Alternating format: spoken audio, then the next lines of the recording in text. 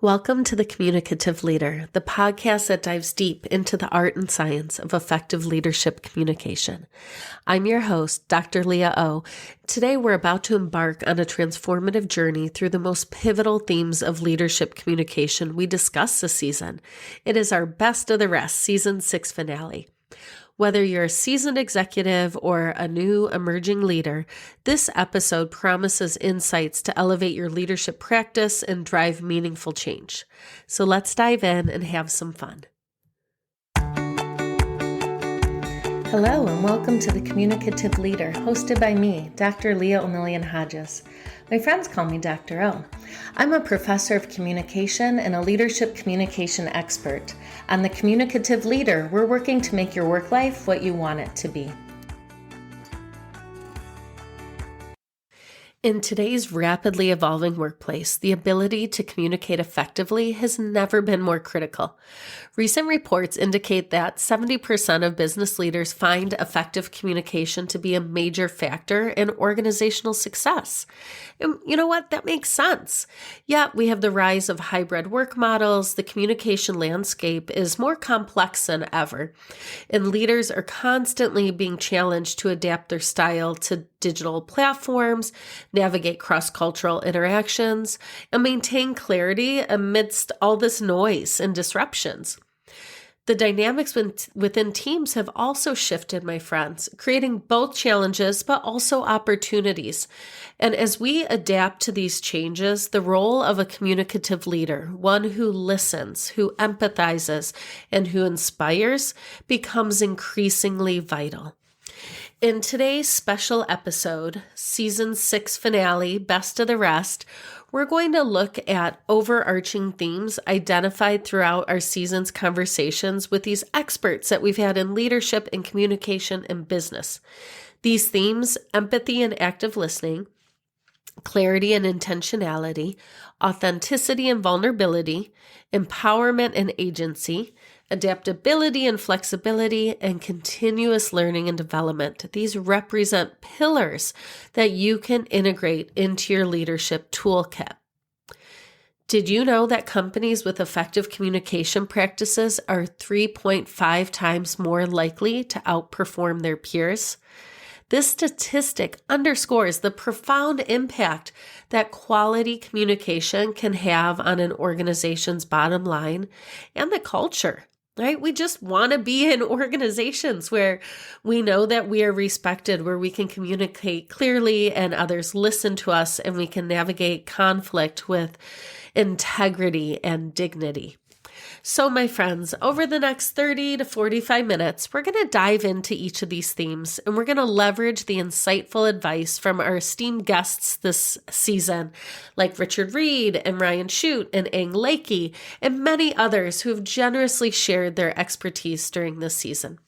By the end of the episode, you'll have actionable strategies to not only refine your communication skills, but also to inspire and empower those around you, whether you're in a titled leadership position or not. So I want you to get ready to have some fun. I want you to be ready to reflect on your leadership journey and know that you're going to emerge with some new strategies that are going to help you to drive connection and engagement. So let's get started with our first theme, empathy and active listening. And for each theme, my friends, we're going to bring in a scenario, whether it is hypothetical, whether it is anecdotal, or whether it is something one of our guests shared to kind of set the stage for that particular tone, for that particular theme, rather. So imagine a CEO dealing with a tough negotiation involving a major partnership's future. Instead of dominating the discussion, this leader chooses to listen actively to the concerns and aspirations of the other party to try to understand their motivations and challenges. And this isn't easy, right? If we're thinking about a major negotiation, we often are thinking about what we stand to win or what we stand to lose. But this empathetic approach can not only salvage the deal, but lay a groundwork for a long-term collaborative relationship, proving the power of empathy and active listening. So this season, my friends, both Richard Reid and Andres Lares highlight the transformative role of empathy in leadership, and Andres in particular in empathy in negotiations. So Richard, who is our expert on charisma, he emphasized the importance of managing your internal emotions to be fully present with others. And this helps to allow you to have a genuine connection by understanding unspoken cues and emotions. And I really love Richard's take on charisma. He says, charisma is not just about making yourself feel good and look good. It is about creating a ripple effect in the world. It's about making other people feel good about themselves as well. And again, this really highlights the empathetic aspect of effective leadership communication. Andres, and this is who kicked off season 6 for us, Andres stresses the value of listening more than speaking, and he dispels myths about leaders or negotiators needing to be the loudest or the smoothest of talkers. He underscored the importance of great questions in truly understanding and influencing others. And a quote from Andres that I want to raise up: the best negotiators are people who ask great questions to really uncover what the other side cares about, so you can help deliver some of that in order to meet your objectives and theirs. Right? So we're looking at this as how to figure out how do we make this a win-win. So those are 2 great episodes, and I encourage you to check them out, dive in. But I also want to leave you some practical tips for cultivating empathy. So we can think about role-playing scenarios, and this is where team members switch roles to experience different perspectives. And this is kind of similar to what Andres was talking to us about in this approach in negotiations, where asking right questions leads to a deeper understanding. I also want you to think about the power of regular check-ins. So both Richard and Andres recommended structured yet open-ended periods for reflection and meetings. And creating the space for team members to share and leaders to listen, it can help to transform that workplace. And my friends, it naturally creates a safer space for quieter voices to speak up, maybe those who need more time to think and process before they share their idea. Also, when we're creating more space, it gives us more time to think about potential unintended consequences or engage in other reflection that can help us to make better decisions. That leads us to mindful listening practice. Use the insights from Richard. So Richard's big thing is before you can show up as charismatic on the outside, you need to manage those internal states, needing to make sure that your emotions are in check and that you understand them and are in a good space. So this can be really small, very easy to integrate into your workplace. Before engaging in a conversation, take a minute to practice a breathing technique. So it can be the 4-4-6 method, which is where you inhale for 4 seconds, hold that breath for 4 seconds, and then exhale for 6 seconds. And this can help to maintain your focus and your presence. So we know that empathy and active listening are integral to a leader's success. They foster an environment where teams feel valued and understood, leading to more innovative solutions and stronger relationships. So when you go back to Richard's episodes, when you go back to Andres' episode, they help to remind you that while empathy may start with listening, it really can end in a lot of transformation for relationships, for teams, for organizations. So think about how to integrate empathy and active listening, and you're going to see a profound change with continued use. Let's move on to our second theme, clarity and intentionality in leadership. So let's start with a workplace story about miscommunication and its consequences. Imagine a project team. They're at a busy marketing agency and they're working on a huge campaign. And due to some vague instructions from leadership, the team misunderstood priorities and it led to a misallocation of resources and a missed deadline, my friends. So this resulted in a significant financial loss and damaged client relationships. This story, unfortunately, very, very common, right? So a lot of times we're making assumptions with what others know, and not clearly articulating what needs to happen or when it needs to happen. So this lack of clarity can derail even the most promising of projects, and it helps to underscore why intentional communication is key. And for this theme in particular, I want us to focus on Jimi Gibson's episode. Jimi Gibson, he's a VP of brand communication at Thrive Agency, and he uses his background as a magician to highlight the magic of clarity in leadership communication. And Jimi emphasizes that every successful interaction follows a clear and engaging structure. And this is really similar to performing a magic trick. So Jimi tells us that leaders who communicate with precision and purpose are going to be more successful. You can't just talk. You have to create moments that move people. Wow, right? Jimi's onto something here, my friends.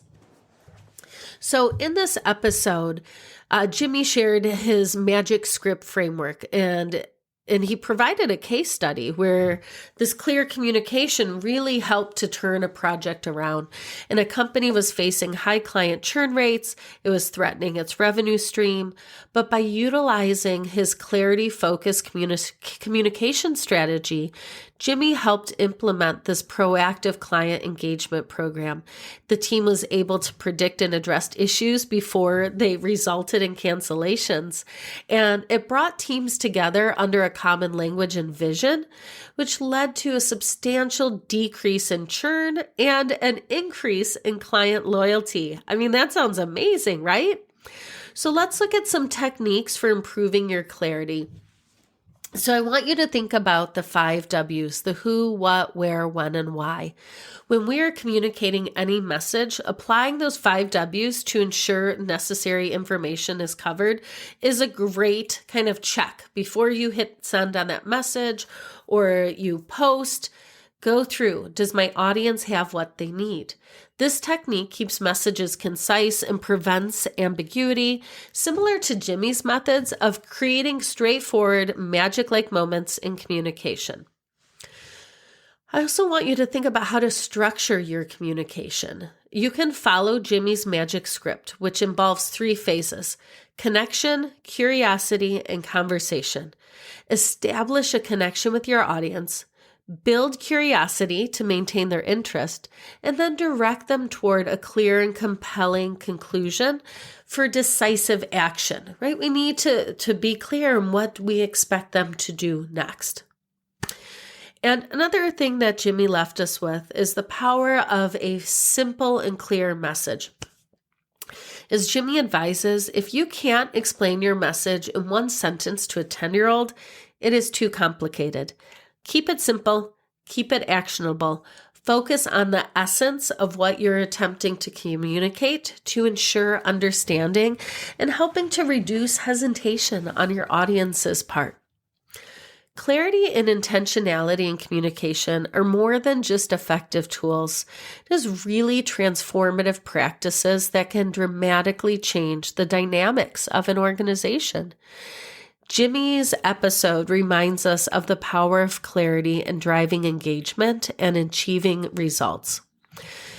So leaders, employees of all ranks should aim to be intentional in every message, ensuring clarity that inspires and empowers their teams. So when you adopt these practices, leaders can create environments where communication is seamless, objectives are clear, and my friends, when we have seamless communication and clear objectives, we have paved a path to success. So let's look at our 3rd theme from the season, authenticity and vulnerability.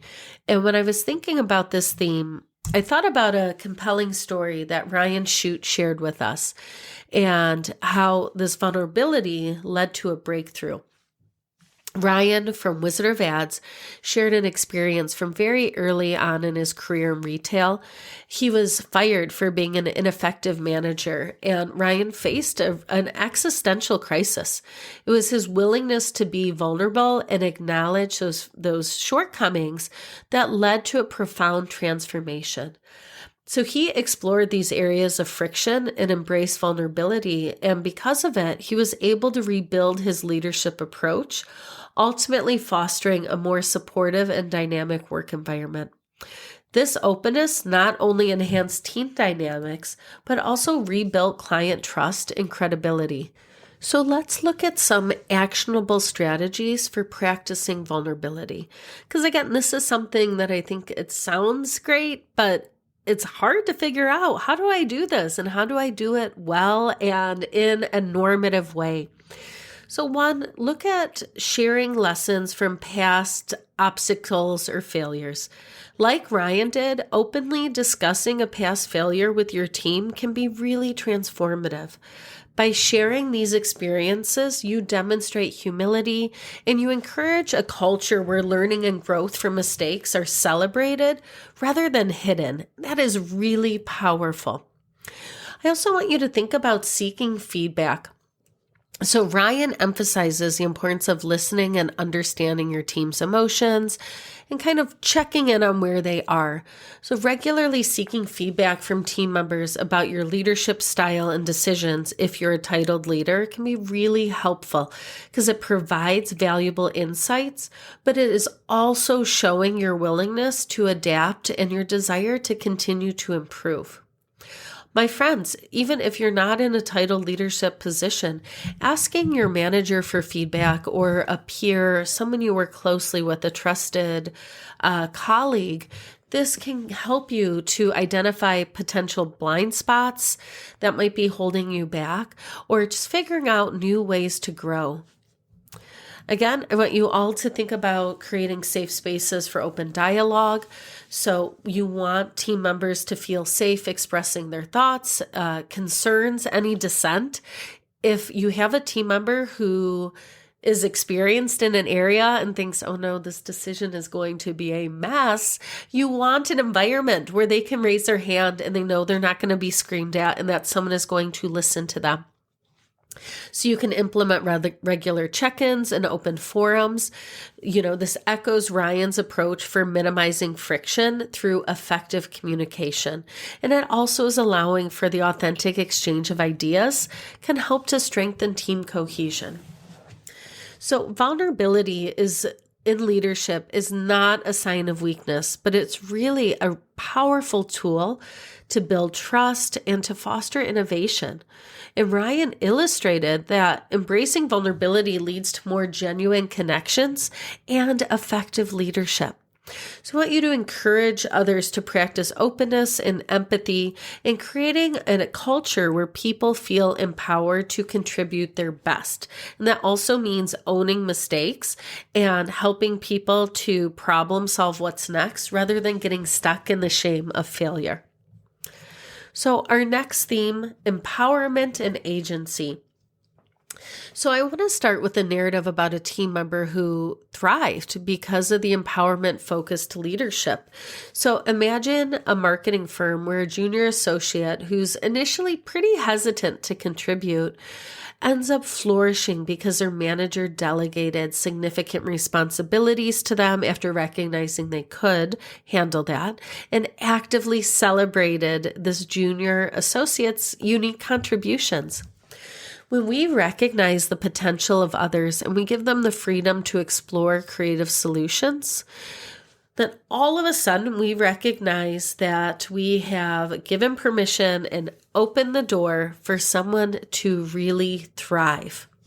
So I want you to think about this because there is so much power in empowerment and unleashing team potential. And for this theme, I thought about episodes from Taylor Crawbill and Ang Lakey. So Taylor Crawbill is an advocate for workplace justice, and he emphasizes an empowered workplace is also a just workplace. By focusing on fairness and fostering fairness, leaders can minimize turnover and create environments where employees feel safe to be innovative. He notes that the biggest thing is to be proactive, making an informed decision, and doing what's right for you. Empowering employees to make informed decisions and cultivates a culture of mutual respect and growth. And I also want to bring in Ang Lakey, who advises leaders in the U.S. Army and federal government. And Ang discusses empowerment through conscious leadership and intentional communication. They highlighted that integrating consciousness into leadership helps leaders adapt and helps them connect with their teams on a deeper level. And this can foster an environment, again, where innovation can thrive. Ang told us it's about reminding yourself, okay, I need to get up.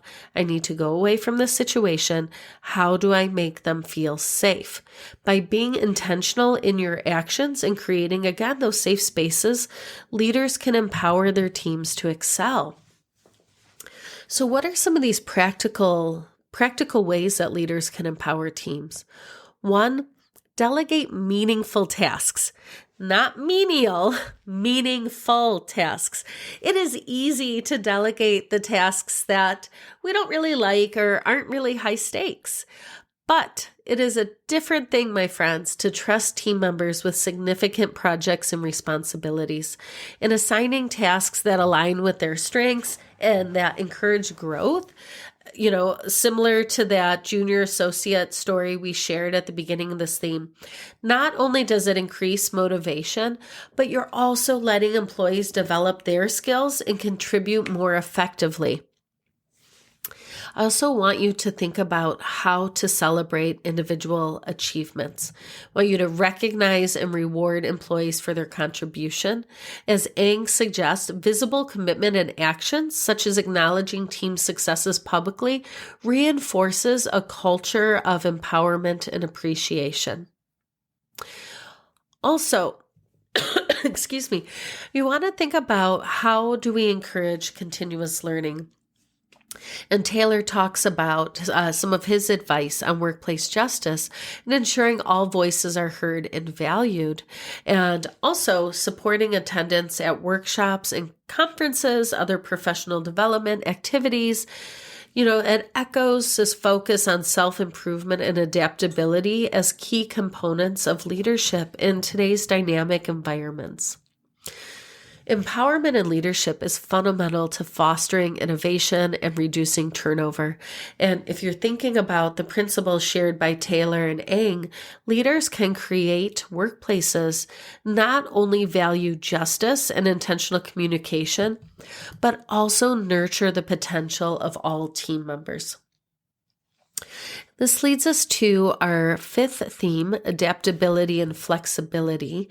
And in this one, I want you to think about a tech company facing a major product launch delay due to unexpected software issues. It's never fun, but we know this happens. And this team was under immense pressure, and traditional communication channels were ineffective at addressing these rapid changes. But by shifting to adaptive communication strategies, implementing an agile project management approach, for example, or utilizing real-time collaboration tools, the team is able to streamline problem-solving processes. This adaptability can not only resolve the bottleneck, but also ensure a successful on-time product launch. So we recognize the power of flexible communication in overcoming very common but very real organizational hurdles. Brian May, a guest this season, he merges spirituality and business strategy, and he emphasized the significance of resilience and adaptability in leadership. And Brian shared that life isn't mere. It's about preparing for the unexpected and being able to reflect and adapt. And his insights encourage leaders to embrace change as an opportunity for growth and innovation rather than setback. But how do we actually practice adaptability, right? So some things I want you to think about. Encourage your team to test new communication platforms or project management tools for a limited time. So not only does this help them find the best fit for your team's needs, but it fosters a culture of experimentation and adaptability. You can also think about scenario planning workshops. So you could just set aside some time where team members brainstorm responses to potential disruptions. So it's this idea of, you plan for the worst, but expect the best so that teams can enhance readiness and flexibility, making sure they're equipped to handle unexpected challenges and to do so with some ease. Even if these things don't come to pass, we're engaging in critical thinking, we're engaging in problem solving, we're engaging in activities to boost our team cohesion. And the last suggestion here, I want you to think about integrating reflection. So, inspired by Brian's emphasis on reflection, incorporate regular reflective sessions where team members can discuss what has worked, what didn't, and how they can adapt moving forward. This continuous feedback loop can enhance adaptability as well. So again, my friends, we know that adaptability and flexibility in leadership are essential for navigating business environments today that are changing daily, right? And by integrating these insights, you can cultivate a more resilient and a more innovative team culture. And this leads us to our last theme, continuous learning and development.